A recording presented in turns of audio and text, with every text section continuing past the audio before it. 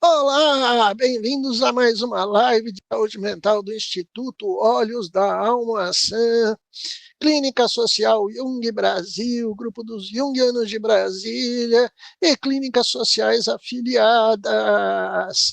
Né? E o tema, que é um dos temas para mim muito pertinentes da área de saúde mental, agora na nossa pós-modernidade, no nosso espírito do tempo, é exatamente a gente discutir os vícios, as compulsões, e nós vamos iniciar com a temática do vício eletrônico.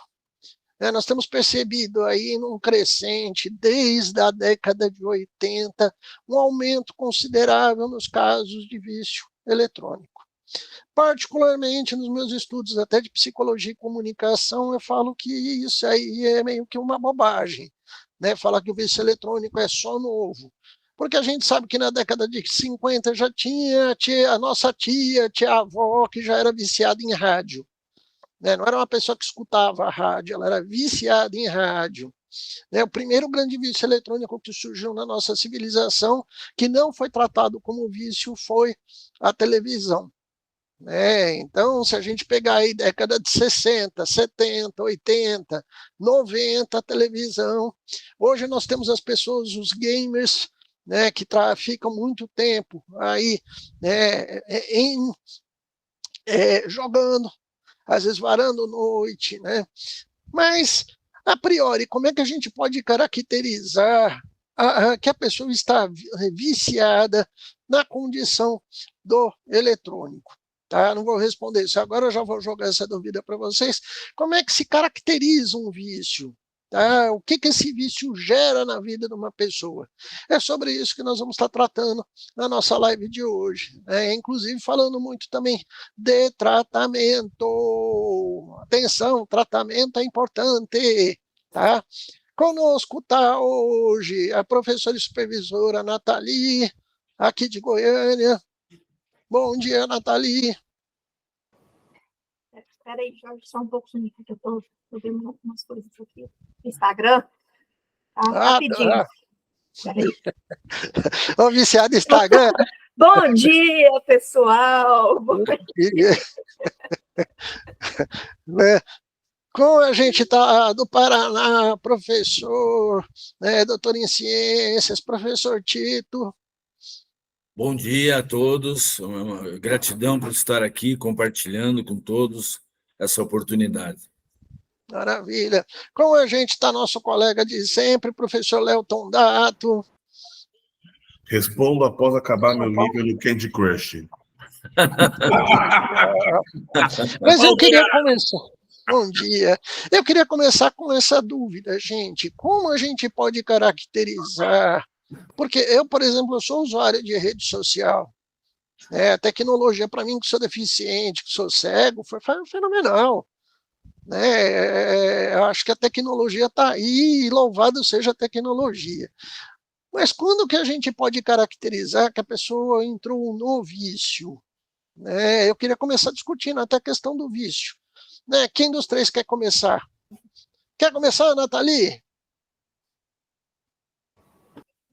Jorge, essa parte acho que é até a mais tranquila para as pessoas ao redor perceberem, né? Porque a própria pessoa, quando se trata de vício, não importa em que seja, né? A última a aceitar ter um vício. A questão da intensidade, né?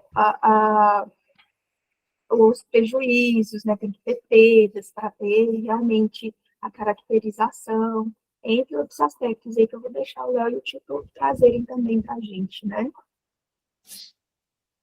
E aí, professor Tito, como é que a gente percebe que alguém está viciado? Os primeiros, né, a discorrerem sobre esse assunto na história da psicologia e psiquiatria foram o Freud e o Pierre Janet, né? A diferença entre os rituais obsessivos e os rituais religiosos, por exemplo, é que os rituais religiosos eles têm começo e eles têm fim. E os rituais obsessivos compulsivos têm começo e não têm fim. né? Então, a palavra obsessão vem do latim obsidere, significa sitiar. Então, a pessoa fica sitiada, né? Então ela começa, por exemplo, a mexer no Instagram e não dá conta de parar. Não dá conta, não tem fim, né? Na religião tem fim. A missa começa, é desenvolvida e para, o sujeito ora e vai embora. Né? No ritual obsessivo-compulsivo, isso é sitiada, né? E a compulsão, a pessoa é forçada àquele comportamento. Há uma atitude, uma ideia de força, né? Ela não controla, ela é forçada àquilo, como se possuída por um demônio. Tanto que na Idade Média, tanto a histeria como a obsessão-compulsão eram coisas do diabo, que hoje está mais desatualizado, o diabo. Mas o efeito continua sendo o mesmo, destrutivo, né, pessoal? Ótimo. Léo, né, a gente está falando de vícios e compulsões, né? Aí o professor Tito entrou no caráter obsessivo da situação. Mas e aí, como é que a gente percebe, né? Você quer complementar essa ideia de como perceber que a pessoa está viciada? Como se perceber, né? Será que você não está usando de forma excessiva? Uhum. Ô, Tito, só uma coisa, eu acho que hoje o diabo tem nome de TikToker e influencers. Coach, Essa é ótima. Ótimo, obrigado. Gostei dessa. youtuber, né? E aí, Léo? Então, eu acho que quando que um hábito... Porque hoje, também eu lembro que quando eu estava no colégio, ontem à noite, a globalização era uma tendência, era algo que iria ocorrer, e a gente via isso nos livros de geografia. Hoje é impossível nós não pensarmos num mundo globalizado, né? Até em nível de prática social que se legitimou, a gente imagina que as coisas são assim deste mundo a mundo, não é? Né? Mas eu acho que... Então, hoje a gente não consegue não nos imaginar sem esse aparelhinho, respondendo, fazendo, que realmente deixou a vida mais prática. Mas, acho que eu não vou usar a palavra diagnóstico, mas quando extrapola a normalidade, é quando a pessoa tem essa vida, acho que pessoal, profissional, sentimental, justamente afetada por essa dependência exagerada aí da tecnologia, da internet, enfim. Legal, eu quero complementar a ideia que vocês trouxeram, gente. Eu não acho muito difícil localizar essas pessoas em termos de diagnóstico, porque a pessoa que é viciada eletronicamente, você chama ela, né? Eu e a Natalia, a gente conheceu uma figura aí, não vou citar nomes por questões éticas, até uma parceira em potencial aí das atividades que a gente ia fazer, mas tinha uma coisa que me incomodava na criatura, que ela não sentava na mesa com a gente para conversar sem que ela estivesse mexendo no celular. Então você percebia que a pessoa desfocava do contexto de onde ela estava, tá? Então nós estávamos lá numa roda, inclusive negociando, batendo papo, falando mal da vida, né? E a pessoa, de repente, ela dava o famigerado apagão. Ela desconectava da realidade, ela não estava ali presente, né? Porque ela estava ali, ó, sabe, com o celularzinho na mão, vendo, falando, conversando, mexendo no Instagram, né? Fazendo outras coisas, tá? Então, você percebe que é um rompimento do diálogo, né? A conversa não flui, a pessoa não dialoga, ela não está ali presente. O não estar ali presente, acho que é a palavra fácil da gente para caracterizar o vício. E lamentavelmente, eu sou músico, né, também nas horas de folga, a gente vê isso até em show, em vez da pessoa estar lá curtindo o show, né, fui no final do ano passado assistir o Roger Waters em Brasília, né, a última coisa que eu quis fazer durante o show foi pegar no celular, eu queria escutar a música, eu queria ver a música, eu queria sentir aquela energia, Claro. tá? E teve gente que não largou o celular um minuto. Fala, cara, a pessoa gasta uma grana, viaja, vem para cá para não estar ali. O viciado, ele não está ali. Teve um relato meu que eu achei muito cruel, do professor Tito. Aliás, Nathalie, deixa eu começar com a Nathalie.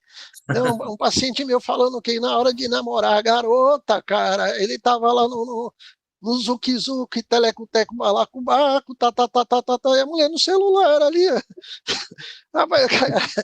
Ele pegou o celular da mão dela e falou: presta atenção, pelo amor de Deus, do que você está fazendo. Pô, tô aqui. Não tem como, né? Não tem como. Não tem como. Não funciona. O negócio não vai dar certo. Né? Mas tem gente que até na hora H quer estar com o celular na mão. É o vício. A pessoa não está ali, né? É a live do prazer. Legal. É meio complicado, né, cara? Presta atenção. Vai que a pessoa está ali gravando o conteúdo para o OnlyFans, né? Para esse site de conteúdos adultos, né? Não se sabe. Mas a sensação que gera em quem está do lado é de incômodo. A pessoa fica incomodada. Oi, você não está aqui, não? Alô, tem alguém aí? E um dos choques relacionais que nós percebemos hoje é justamente isso, né? De pessoas que vivem no concreto, que estão aqui, e pessoas que estão ali no virtual e não saem do virtual, né? Inclusive entre gerações também, a gente está tendo muita dificuldade, porque as gerações dos mais jovens estão tendo um vínculo muito maior virtualmente do que no concreto, né? Inclusive, já acabei de ver uma notícia de uma escola de São Paulo que adotou uma pochete com fechadura magnética para fechar os celulares dos alunos, para eles não mexerem durante as aulas, por se preocupar com o aprendizado e a afetividade dentro das escolas. Tá, daqui a pouco a gente vai entrar nesse tema aqui, mas eu quero continuar falando da caracterização do vício eletrônico. Um pouquinho mais à frente a gente retoma essa questão do impacto disso até na área da educação. Professor Tito, e aí? Eu vejo assim, pessoal, todos vocês que estão nos ouvindo, né? A gente que é junguiano, né? A gente dá grande valor à imagem, ao papel da imagem, o papel da fantasia. Mas no caso do vício, né, que está sendo discutido aqui, o sujeito é possuído pela fantasia. Ele não sai. Ele não sai. E se ele não sai da fantasia, não existe o relacionamento entre o ego e o mundo interno.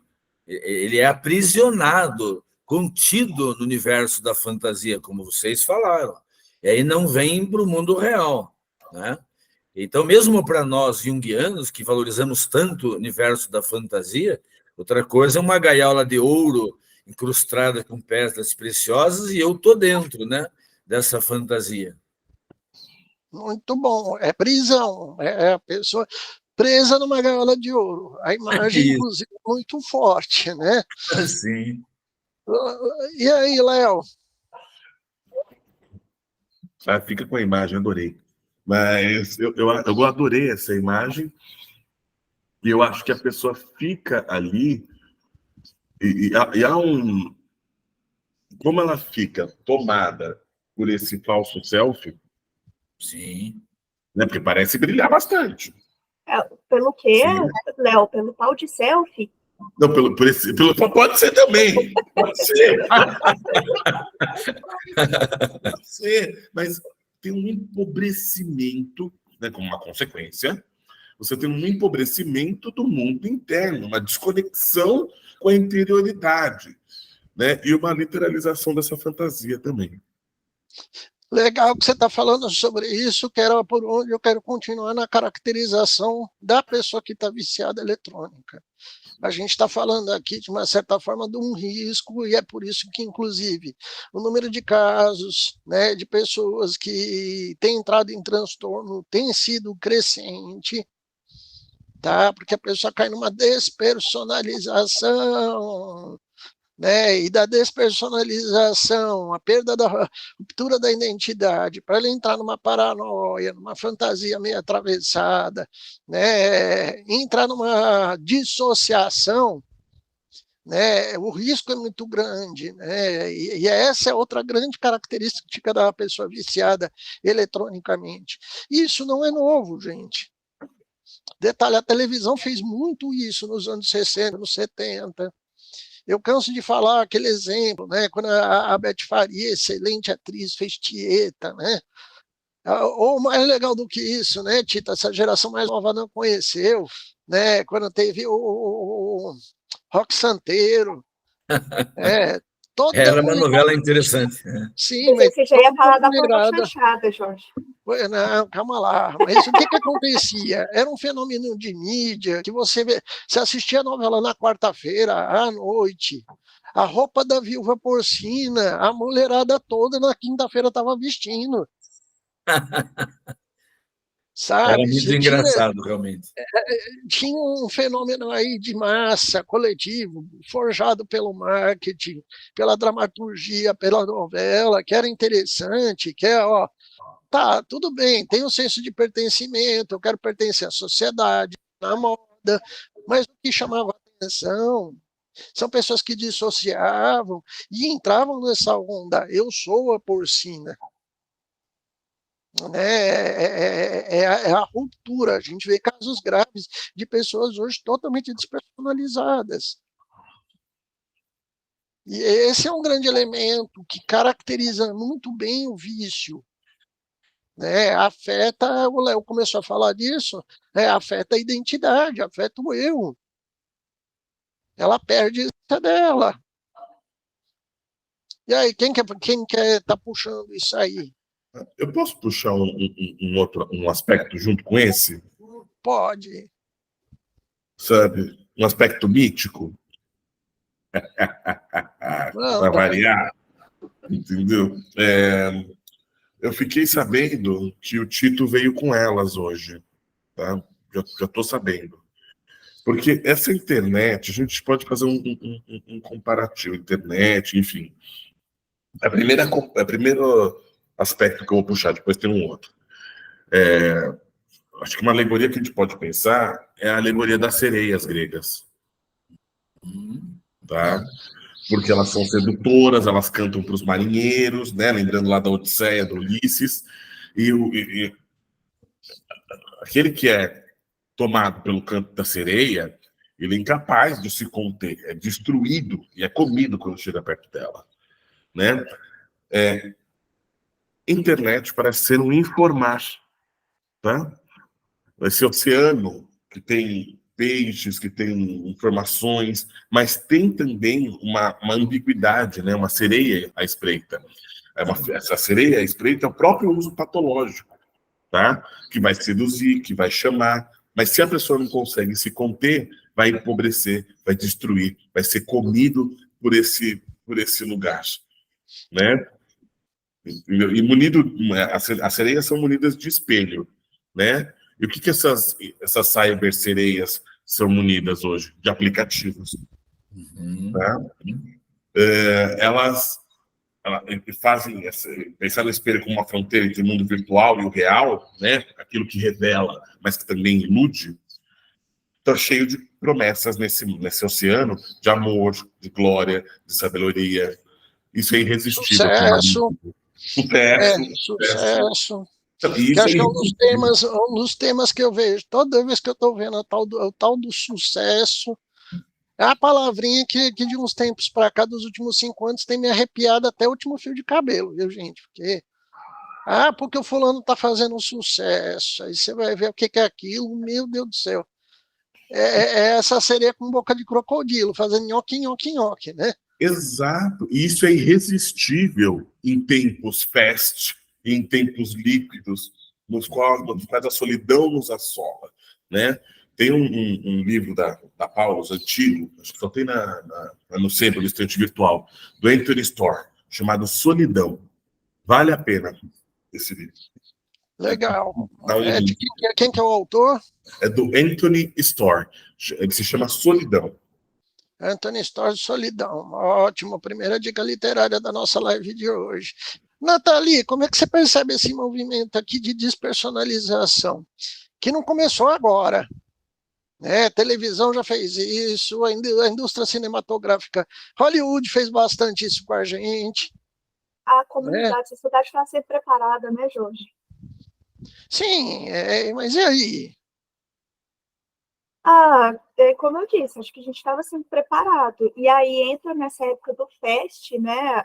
Se os criadores aí do TikTok, principalmente, né? Que eu acho que entrou com tudo na cultura Fest, não tenha se inspirado nessa mitologia da sereia, né? Porque são conteúdos e formatos criados justamente para causar um vício através da liberação de dopamina no cérebro, né? Então, você não consegue sair, até quem não é viciado, às vezes, quando vê, passa horas ali, sem perceber, porque está assistindo uma coisa atrás da outra, que foi feita para te manter preso aquilo ali, para ganhar dinheiro. Né? Ok, legal. Nathalie, tem uma questão aqui que me chama a atenção. Né? Eu fico vendo a avó morrendo de dar risada lá no sofá da sala, vendo o TikTok. Tem umas coisas muito legais, tem coisas muito boas, né? Mas você assistir uma coisa, despersonalizar é outra. Sim. E Né? assim, hoje eu sei que você que faz as perguntas aqui, mas tinha uma coisa que eu queria até saber da opinião de vocês também, que era da questão da abstinência, como é que acontece a abstinência em pessoas que são viciadas, porque eu já vi pessoas terem crise de ansiedade quando são separadas do aparelho eletrônico, né, do celular, do smartphone. Deixa o Tito falar um pouco da questão da despersonalização, que na sequência a gente já cai nessa questão da abstinência. Tá bom. Tá bom. E aí, Tito? Eu vejo assim, no universo junguiano, existe a polaridade entre individuação e dissociação, né? São coisas que dentro de todos nós fazem um jogo, individuação todo mundo tem partes dissociadas moderadamente, uns mais, outros menos. Eu vejo que a questão toda está no processo educacional também, porque o jovem, vamos usar o termo popular, ele tem um ego fraco. Né? Vamos imaginar uma pessoa recém-saída de um dinamismo urobórico, que é uma criança de 6, 7 anos. Então, as pessoas mais jovens, elas têm um ego frágil, né? Tem pouca consciência. Então, elas são mais suscetíveis, né, a esse tipo de sedução. Agora, mesmo o adulto, se ele... Eu achei brilhante a colocação das sereias, o Léo ter trazido aqui a questão das sereias, né? O próprio Ulisses, que era o herói, né? Ele se amarrou no mastro, ele pediu para os marujos dele amarrarem ele no mastro e não soltassem de jeito nenhum quando ele chegasse no país das sereias. E assim aconteceu, ele ficou louco, me solta, e eles não soltaram. Quer dizer, e a gente sabe, como junguiano, que o significado disso é a neutralidade, né? A gente tem que fazer o aprendizado da neutralidade, né? Mas não é fácil, ele tem que ter os tutores, os mestres, né? Jung admite um elemento pedagógico na terapia, pequeno, mas admite. Acho que é necessário. Essa live, né, que foi organizada aqui, é um preventivo, né? Para educar um pouco as pessoas do risco da fascinação, né? Porque tudo que fascina vem do inconsciente. E é curioso, Tito, porque hoje as pessoas não se ligam que ela despersonalizou, Sim. que ela perdeu a identidade dela, que ela sabe. E eu vejo quando... Olha, eu tenho visto o discurso da prosperidade, dinheiro fácil, sucesso, eu vou ganhar, sabe, criptomoeda. Tanto que as pessoas estão sendo captadas por isso, porque elas perderam o princípio de realidade e a capacidade, o filtro. Freud falou tanto disso, Pierre Janet falou disso, os precursores da psicologia falaram tanto disso. A gente tem que ter filtro. Sim. Tá? E não é esse filtro que a gente usa em tela de aplicativo para mudar o rosto, não. O crivo, né?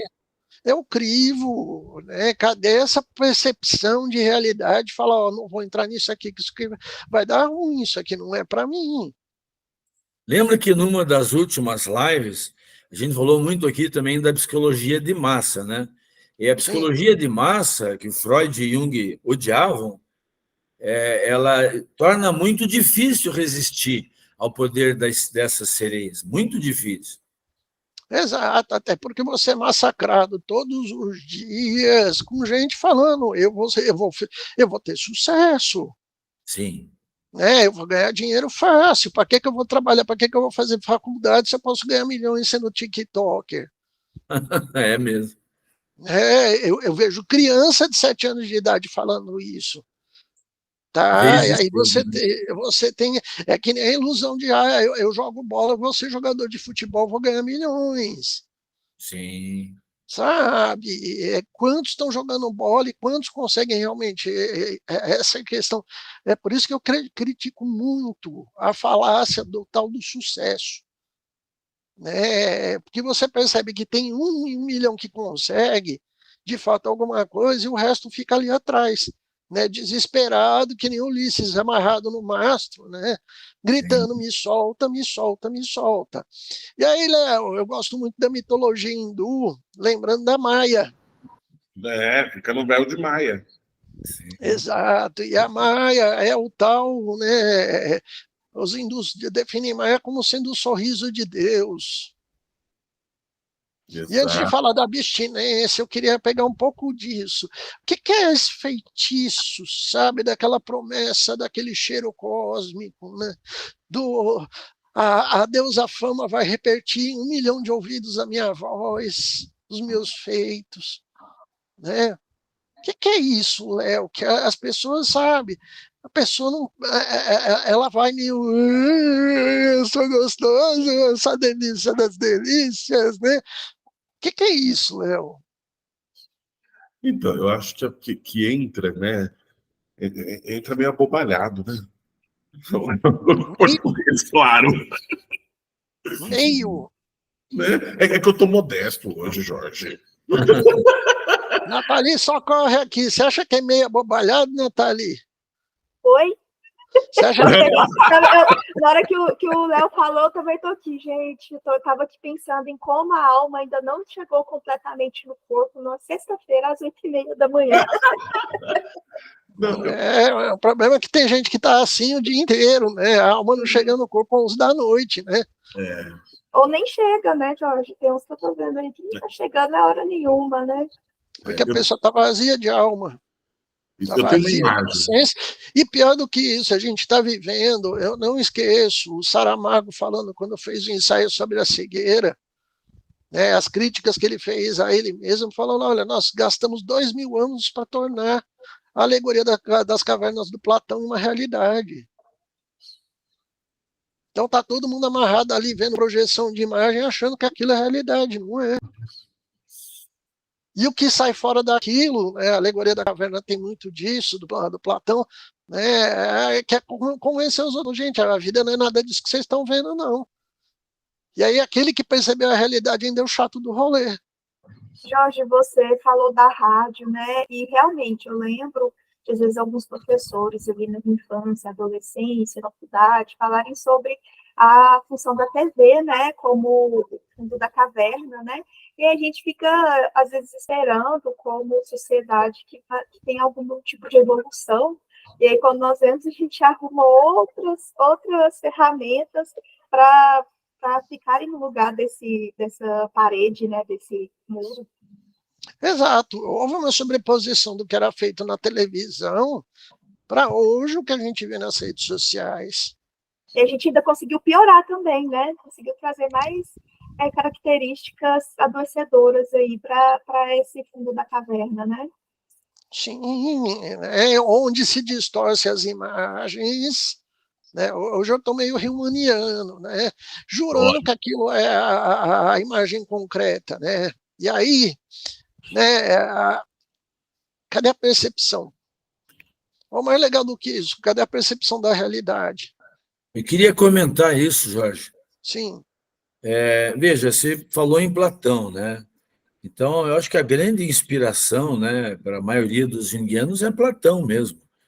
Né? Platão era um gigante, né, uma figura extraordinária, e até hoje não foi superado, a meu ver. O Aristóteles foi para um outro lado, né? Mas na questão da alma, da espiritualidade, o mestre ainda é superior que era o Platão, né? E Platão, qual é o acento maior na obra do Platão? É a dialogicidade, né? Sim. Veja, o que caracteriza Sócrates e Platão é a dialogicidade, quer dizer, a única coisa que pode nos preservar é você se relacionar. Então, mas tem que haver um relacionamento com o mundo interno. Não é você colar na sereia, você tem que conversar com ela com crítica. Esse é o ensinamento de Sócrates e Platão. Para Platão, não existe ciência fora da dialogicidade. Qualquer tipo de ciência que não esteja dentro da dialogicidade, Platão não acredita. É meio que uma receita de bolo, de fora para dentro, né? E Platão não tinha nada de narcisismo, porque ele não se coloca em nenhum dos seus escritos, ele está sempre fora, não tem nenhuma dose de narcisismo nos escritos dele. Ele não se coloca pessoalmente, né? Ele faz os personagens dialogarem entre si. É o exercício de lidar com as imagens, né? É curioso, Tito, porque quando a gente fala de rede social, eu quero aproveitar isso aqui porque a gente está caracterizando o campo da fantasia que as pessoas são captadas dentro do vício eletrônico, né? Existe um pseudodiálogo. Isso. O que mais me chama atenção na Maia atual, nessa ilusão coletiva, é que você tem a impressão que você entra no perfil de um artista, você fala, não, ele é meu amigo. Sabe? É mesmo. É um processo masturbatório, né? Que eu falo mesmo. que né? Que você acha que a coisa está acontecendo, de fato ela não está acontecendo, né? É uma coisa meio de novo, de distorção imagética, né? Nós viramos esses cegos coletivamente que a gente não está percebendo a realidade. Isso. Saramago na cabeça, ensaio sobre a cegueira na cabeça, sabe? E a coisa é perversa porque ela tem uma funcionalidade de mercado. Exato. Ganhar dinheiro, vamos ganhar dinheiro, sucesso, dinheiro e sucesso, né? Mas eu acho tão curioso. Eu fiz amizade com a Taylor Swift semana passada. Ela tá ali, e ela me chamou para sair. Que coisa legal. Fala não, Jorge, que eu tô lembrando de uma coisa aqui. Uma vez eu comentei numa postagem da Ingrid Guimarães e ela me respondeu. Aí eu brinquei com os meus amigos, né? Fui lá dos meus amigos, nos grupos de amigos, olha, gente, obrigada, foi lindo. Mas agora eu sou amiga da Ingrid Guimarães e a gente não vai se relacionar mais. Né? Claro que brincando ali, e justamente sobre esse tópico, né? A gente às vezes ir para essa fantasia aí, mas não sou amiga da Ingrid Guimarães, a coitada só interagiu ali de uma forma leve comigo, mas a gente realmente vê as pessoas entrando de cabeça nessas fantasias, e às vezes o famoso nem respondeu, né? Nem interagiu de forma nenhuma, né? Mas a pessoa cria a fantasia ali de proximidade, né? Sentimento de pertencimento, justifica a carência dele ali, virei amigo da Ingrid. Vários famosos, assim, às vezes você comenta alguma coisa, ele tem um assessor de comunicação, às vezes ele mesmo interage, natural. Não, Jorge, foi agora, a que respondeu. Sim, tá, vamos acreditar que não foi assessora dela, mas tá. Mesmo assim, que carência é essa? Tá? O que é isso que as pessoas estão procurando nesse universo, de querer uma interação que, de fato, ela existe ou ela é muito limitada? Essa é outra rodada antes de eu entrar na questão, né, da abstinência, tá? Que acho que isso é muito importante. Eu tenho uma ideia, se o Léo não quiser comentar primeiro, eu tenho uma ideia. Você quer comentar, Léo? Não, pode ir. Eu vejo assim, a carência é do si mesmo, a fome é do si mesmo. Sim. Então, Jung tem aquela frase clássica, quem olha para fora, dorme. Quem olha para dentro, acorda. Então, o homem moderno é a luta contra o vazio. E esse vazio tem que ser preenchido com esse lixo massificador, onde tem uma ausência de valores. Né? Não é? A informação não serve para nada se não for norteada por valores. A gente que é terapeuta sabe disso. Tem a função sentimento, e Jung fala sobre os valores. Né? É muito importante também. Legal. E aí, Léo? Eu queria trazer uma imagem, gente, que que me evocou aqui enquanto a gente conversava. Não sei se vocês já assistiram o filme Batman e Robin, acho que ano de 90 e pouco, sei lá, eu quero que o... É com Arnold Schwarzenegger, que ele faz o Mr. Freeze. Esse eu não assisti. E a... Ai, meu Uma Deus. turma. E a Uma Thurman faz isso, faz a Era Venenosa. O que eu quero falar disso? Tem uma hora que a Era Venenosa, eles estão num baile de caridade, tá? E é a hora que a Era Venenosa aparece. Então toca toda aquela música sensual, tal, e ela sopra os seus feromônios e todo mundo fica louco por ela. Eu acho que é um pouco dessa ilusão dessa parte da Era Venenosa. E ela mata um policial como? Beijando, porque na língua dela tem toxinas. Ai! Entendeu? É isso, você vai dar um beijo com a internet, você vai dar um beijo com essa parte aí, né? E eu acho que também, pensando em internet, em inteligência artificial, gente, isso... Léo, tá nos mitos? Tá sim, pronto. Sabe?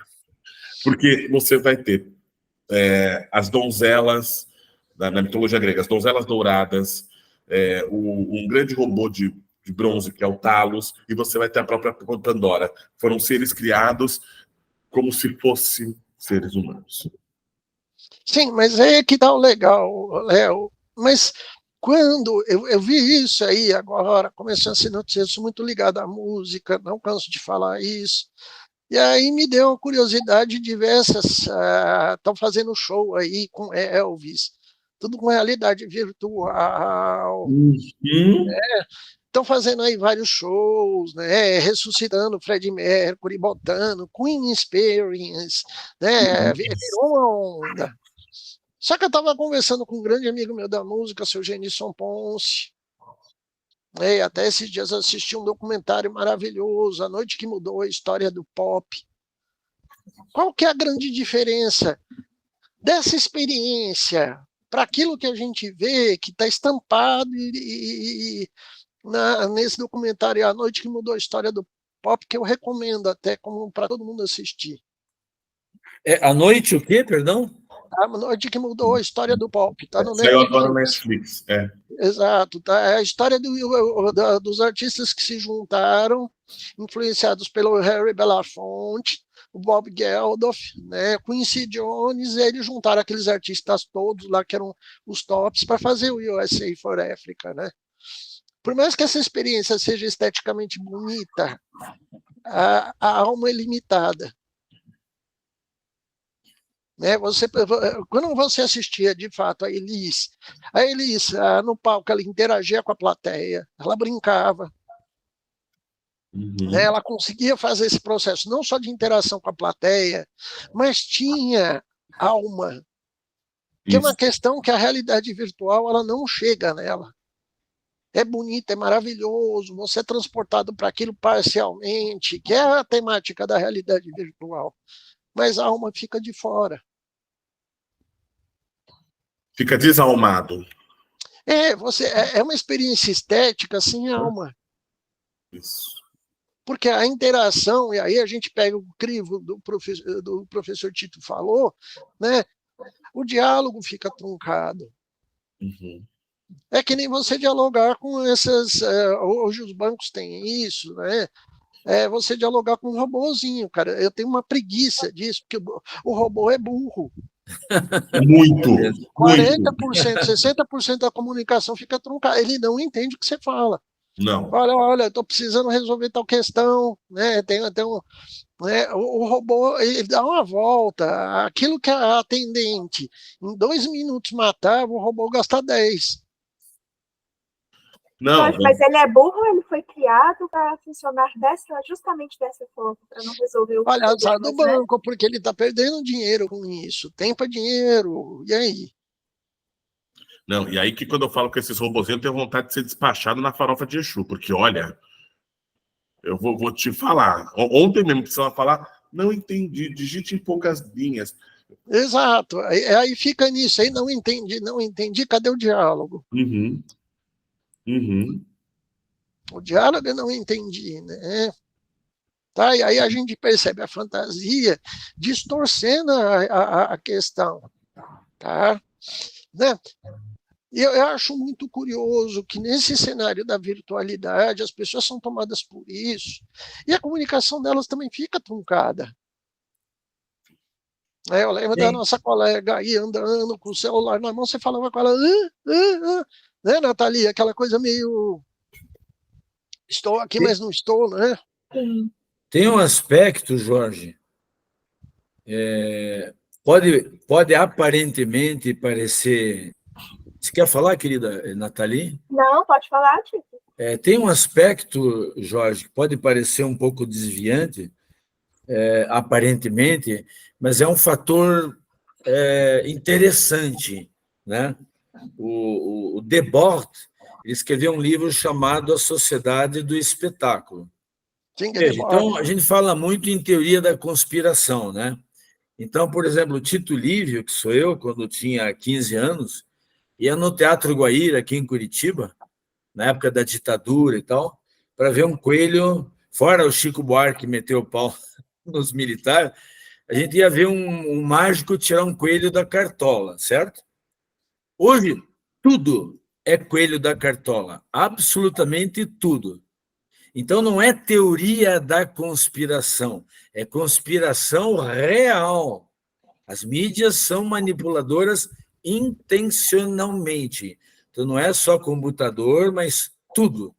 Então, não é teoria da conspiração. Existe uma intenção deliberada de controlar as massas, deliberada. Entendeu? Sim, é muito bem feito. Isso é mercado, gente. Onde tem mercado tem dinheiro. E onde tem mercado e tem dinheiro tem poder. Tanto é que a influência disso no cenário eleitoral, cenário político e religioso, né? Não é estranho que as grandes instituições religiosas investiram bilhões em tecnologia, inclusive tecnologia virtual. Exato. Tá? Para quem está achando que a inteligência artificial ainda vai ser descoberta, quem está financiando isso aí? O que tem de igreja financiando isso aí? Tá? Para quê? Para ter a própria questão de manuseio melhor de algoritmo. Jorge, É poder, é dinheiro, gente. Aí. Queria aproveitar o gancho, né? Já são 8h46, acho que você já vai me deixar falar sobre isso, né? Sobre o Jung trazer essa reflexão, e olha que na época dele não tinha smartphone, né? A TV não era tão utilizada, né? Chegou a pegar também, né? A parte de TV, dos rádios, telenovelas, cinema, só que não era da forma como a gente tem hoje. E aí, vocês falando sobre isso, você dito, Jorge, me fez lembrar de uma parte, né, uma das falas do Jung nas obras completas sobre afeto, né, que ele diz que é através do afeto que a gente consegue trazer a pessoa para a realidade.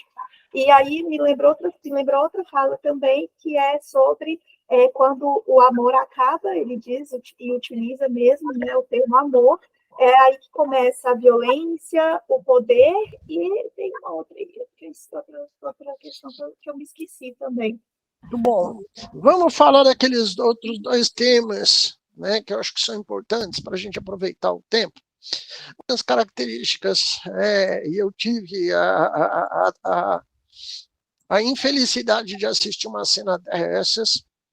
Essa história tem mais ou menos 10 anos. Um amigo meu me convidou para ir para a chácara. Vamos para passar o final de semana na minha chácara. E ele tinha uma filha na época de 14 anos e 12 anos.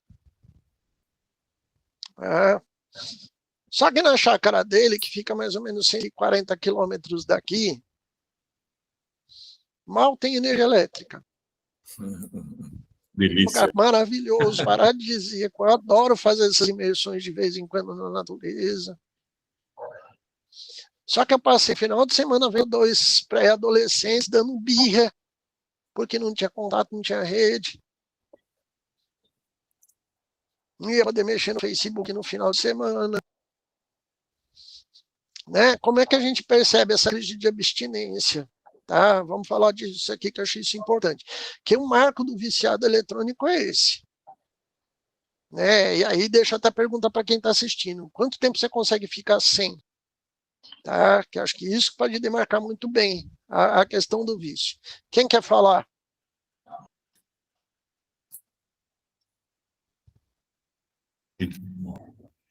Tic-tac, tic-tac. Vamos lá.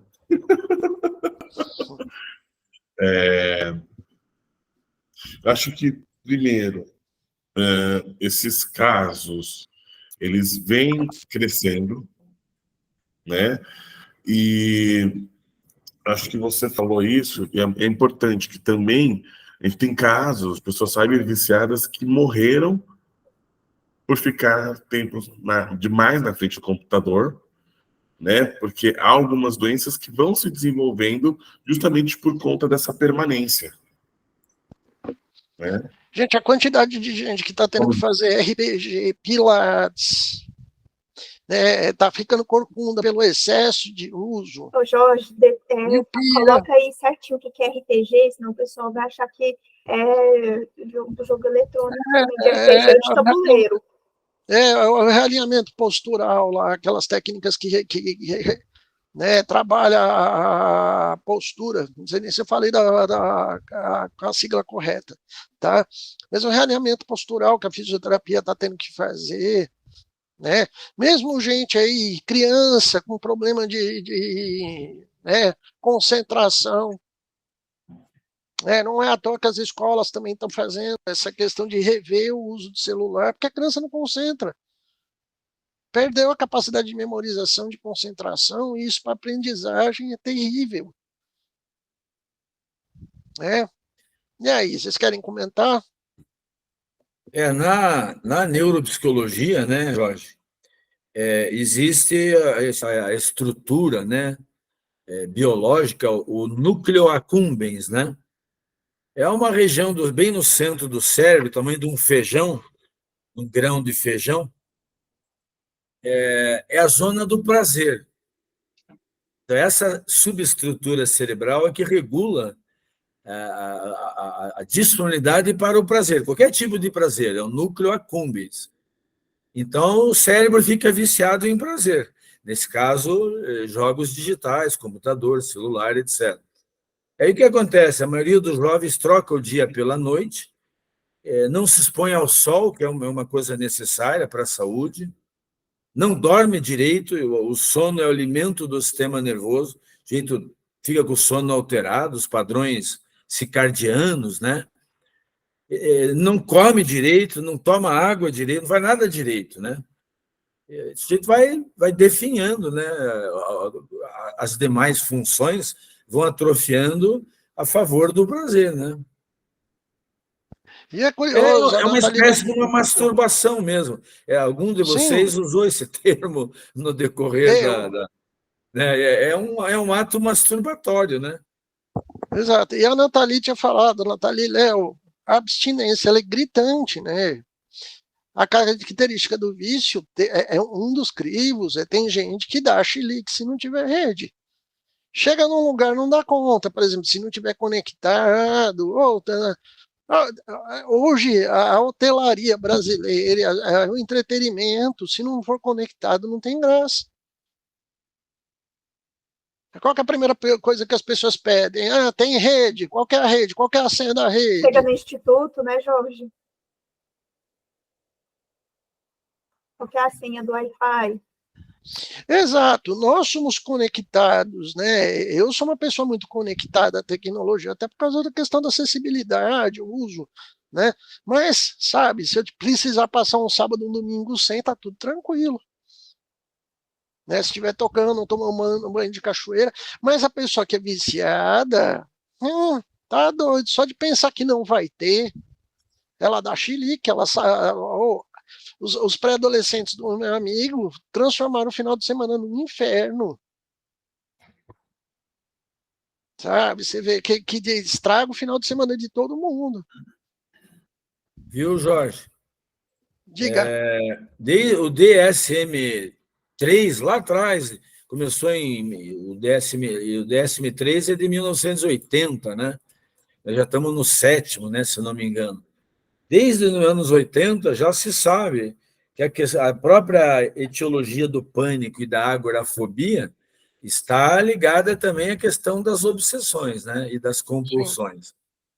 Então, a diferença é que a pessoa é sitiada mesmo, ela é forçada. A ideia da gaiola que eu trouxe aqui, né? Então, o Brasil, isso eu vi através de você numa live lá atrás, no ano passado. Eu não sabia dessa estatística, sei que trouxe para nós. O Brasil é o primeiro no mundo em ansiedade, né? Com certeza, um dos componentes da gestação, da geração dessa ansiedade é esse tipo de coisa. Essas novidades, a indiscriminação, né, do uso, né, total da coisa. Vamos falar aqui para aproveitar os minutos finais, gente. Resumindo, a pessoa que está viciada, ela vai ter crise de abstinência.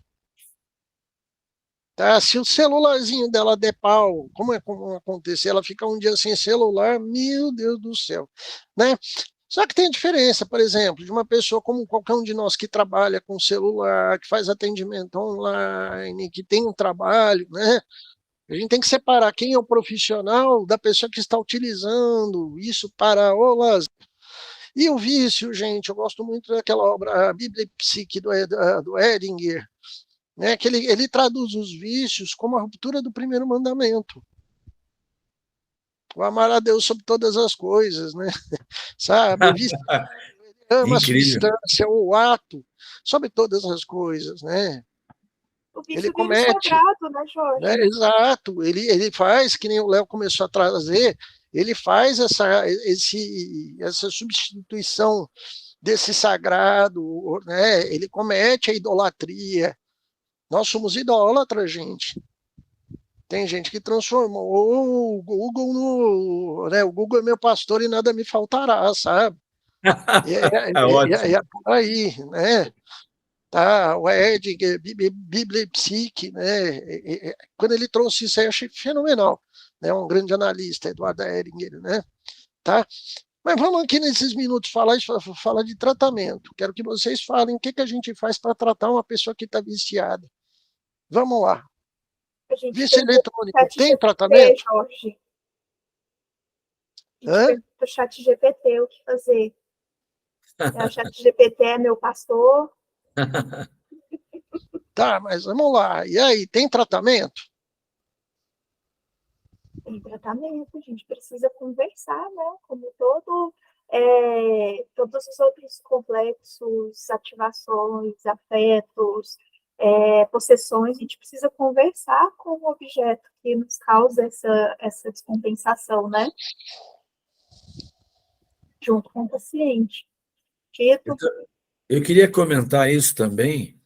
Essas compulsões e obsessões, né, relacionadas aos jogos, elas podem ser vistas na psicopatologia como experiências religiosas distorcidas. Sim. E aí eu me lembro um pouco do Zóia. Eu me lembro um pouco do Zóia naquele livro Nascer Não Basta, né? Então, a gente que é junguiano, que trabalha muito com o luminoso, né? Tem que trazer esse luminoso para que a pessoa possa lidar com a interioridade da maneira adequada, né? Fazendo terapia, então, fazendo uma boa... Sim, é um dos caminhos, né? Sem dúvida. A função do terapeuta de trazer esses aspectos inconscientes para a consciência, né, Tito? Sem dúvida. Mas e aí, gente, a gente fala para a pessoa fazer terapia, mas o pai está viciado, o pai não tem tempo, a mãe está viciada, Léo, o que a gente faz? A civilização está viciada. O Léo, acho que ele não está presente. Eu largo o TikTok, Léo. Surgiu alguma emergência. Se manifeste. Enquanto o Léo não vem, eu acho assim, Jorge, o que você está fazendo aqui, essa iniciativa belíssima das lives, veja, eu lembro de uma fala do Papa Francisco, já que a última coisa que nós falamos foi religião. O Papa Francisco falou assim, que a política é a expressão mais elevada de se fazer caridade, no sentido grego mesmo. Então, para você lidar com as massas, você tem que lidar com a política. Então, na medida que você está levando a palavra do Jung através das lives para uma população muito mais ampla, é o universo da polis, né, que a gente está fazendo aqui. Então, eles estão deseducados, a gente tenta trazer algum tipo de reorientação. Exato, né? Tanto é que está acontecendo na atualidade, no cenário da educação, uma revisão sobre o uso dessas tecnologias, inclusive no contexto educacional. Tem países já proibindo, limitando, falando, ó, vai usar menos, porque está afetando o processo educacional. Então, é uma questão, gente, primeiro, você tem que regular. Não dá para. Eu me percebi assim, até porque sou deficiente, trabalho hoje. Eu atendo paciente que está na Inglaterra, na Alemanha, tem gente aí para tudo quanto é lado, faço atendimento. Eu uso muita tecnologia. Sim. Só que eu percebi que demais estava ficando. Cara, tem que ter tempo para minha guitarra, tem que ter tempo para a família, tem que ter tempo para fazer um lazer. Sem sabe? dúvida. De não se permitir ser controlado pela máquina. Usar a tecnologia e não ser usado pela tecnologia, fazer esse diferencial. E, gente, sabe, trazer para o real aquilo que está no virtual. O Jung falou muito aquilo, minha vida é história de inconsciente que se realizou, né? A primeira frase que ele tem no Memória, Ações e Reflexões. Gente, vamos trazer o que está no virtual para a realidade. Né? O amigo que você está falando só no virtual, vamos chamar ele para casa para tomar um cafezinho. É ter equilíbrio na dosagem das coisas, que no o viciado não tem esse equilíbrio. A pessoa que está viciada não recebe a família, porque ela vai, eu quero ficar jogando, então não vou conversar com ninguém no final de semana. Olha como é doentio o processo, a fratura dos relacionamentos. Ou de achar, porque a Ingrid Guimarães respondeu ao recado, né, a grande Ingrid, sabe que ela virou sua melhor amiga. Não, sua melhor amiga é uma pessoa de carne e osso, que está perto de você. Ela não é esse personagem, ela não é, sabe, é trazer para o fato, é sair da caverna. É abrir os olhos para essa cegueira coletiva que está aí. Para isso a gente tem que ter muito princípio de realidade, muita terapia, fazer atividade física, trazer para fora os vínculos sociais, né? Quando tiver evento, ir no evento, sabe? E preferencialmente com alguém de carne e osso que vai interagir, não com uma inteligência artificial que você vai falar Hello, Rio de Janeiro! Sabe? Cadê a alma? Eu falei desse documentário que eu assisti essa semana, que eu fui possuído por ele. Já reassisti 3 vezes. Porque eu vi Esse filme que se indicou para a gente? Sim, A Noite que Mudou a História do Pop. Tá no Netflix. Cara, é um documentário bobo, simples, mas ali eu vi alma. Ali dá para entender por que Michael Jackson foi aquele furacão que ele botou a alma dele inteira naquele projeto. Posso também fazer uma confissão pessoal? Sabe, o Quincy Jones, porque ele é o maior produtor musical de todos os tempos. Cara, é genial. Aliás, para quem é produtor musical, é fundamental assistir. O cara produziu uma música daquele gabarito com 40 artistas numa noite. Eu tenho amigos que são produtores, a gente fala, cara, como é que o louco a gente gasta para fazer uma música daquele gabarito ali 1 ano? Ele fez numa noite. Sabe? Diga. Não, eu peço permissão para falar de uma questão pessoal interessante. Há uns 3 anos atrás, existia um documentário sobre a Elis, que mesclava situações de quem conheceu Elis, ouviu Via Cores no documentário, com aquele filme que passou recentemente, alguns anos atrás, sobre ela, né? Sim. E eu percebi que uma parte da minha alma tinha ficado perdida no passado, lá na adolescência. E eu voltei a tomar aulas de violão intencionalmente para resgatar, que eu tocava razoavelmente violão há 40 anos atrás, esqueci tudo e voltei a pagar um professor, faz 2 anos que estou fazendo, para resgatar uma parte da minha alma. Né? Professor, é isso que nós temos que fazer, resgatar nossas almas que estão perdidas. Para isso tem que ter terapia, para isso a educação tem que ajudar, tem que limitar, a família tem que ajudar. Né? Casos mais graves, que a pessoa está muito viciada, talvez até um emprego de ansiolítico, talvez até soníferos para a pessoa voltar a dormir. Mas é um estado, é um problema de saúde coletiva, saúde pública, tá? Até porque a maior parte da saúde mental brasileira, nós temos uma população muito adoecida que não se reconhece como adoecida. É muito complicado quando eu vejo hoje um jovem de 12 anos falando que não vai estudar porque ele quer ser TikToker. É mesmo. Esse é o adoeiro, e muita gente da família bate palma para isso. Estimula isso. E isso é desconectado com a realidade também, Jorge, porque até se a pessoa quiser ser TikTok, ela vai ter que ter um estudo para realmente profissionalizar essa atividade, né? Toda atividade que for profissionalizada, ela precisa ter um estudo, ela precisa ter um comprometimento. Exato. Conteúdo, alma. Sim. Aí onde a gente vê por que o cara vira de fato um grande artista e quem que não vira. Onde é que está a alma? Cadê a sua alma? E curiosamente, você não vai fazer sucesso simplesmente copiando receita dos outros. Sem identidade, sem essa força que as pessoas têm que ter, né? Léo, você conseguiu reaparecer, foi abduzido aí. Ai, consegui.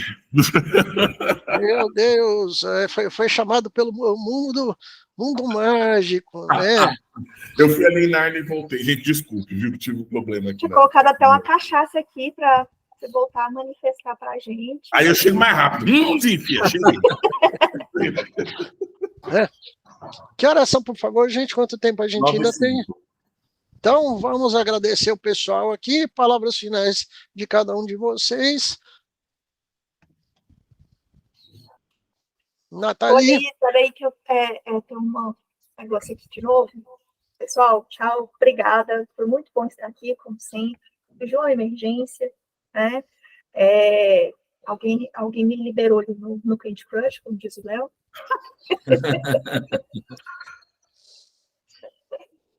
Maravilha, né? Professor Tito. Também só agradecer dizer, por essa oportunidade, dizer que eu sempre aprendo muito com vocês nesses debates. A gente quer passar conteúdos, mas a gente também está sempre aprendendo, e é muito gostoso que cada um tem uma experiência singular, e essa troca é riquíssima. Vocês são pessoas muito ricas, e é uma honra muito grande e um prazer muito grande estar com vocês todos aqui. Tá bom? Muito bom. Léo. Pessoal, é sempre um prazer, é sempre muito bom. Cuidado por onde você navega e qual sereia está aí, hein? Eu quero aproveitar e falar, gente, utilize a tecnologia, mas não seja utilizado por ela. Tenha filtro, tenha condições, faça terapia. Se perceber que você está muito nessa onda de sucesso, eu estou indo, isso é delírio, gente. Baixa a bola. Né? Ter dinheiro, ter conforto é bom, mas cuidado com o vício. Tá? Cuidado com as famílias viciadas. Cadê o diálogo? Cadê a vida na realidade? Cadê o pezinho no chão? Cadê o estruturar a carreira, né? A vida, as situações, gente, sabe? É muito gostoso. Eu uso muita tecnologia, trabalho com ela. Isso aqui está sendo criado pela tecnologia, né? Juntar profissionais de nome aqui do Brasil inteiro, né? Trazer conhecimento, refletir sobre a vida. Mas é tão bom também poder dar um abraço. É tão bom poder tomar uma cervejinha com os amigos, trazer a vida para a realidade, sair da caverna. E olha, o viciado eletrônico ele é uma pessoa que está aprisionada. Ele perdeu sua liberdade. O problema é que tem tanta gente que briga para estar aprisionado. É o passarinho que a porta da gaiola está aberta, mas ele faz questão de estar lá porque a gaiola dele é de ouro, né? Então, se trate, faça terapia, se cuide, e maneira aí no uso, gente. E se conhecer alguém que está viciado, é terapia com urgência, gente. Se despersonalizou, é caso grave, tá? Não dá para brincar com isso, porque essa pessoa vai entrar em depressão. Vários aí estão tentando tirar a própria vida, porque quando ele se dá conta desse grau de aprisionamento, a crise de consciência, ela não perdoa, ela é grave. Ok, gente? Até a próxima live. Tchau, tchau. Um abraço a todos, muito obrigado. Um ótimo dia para todos.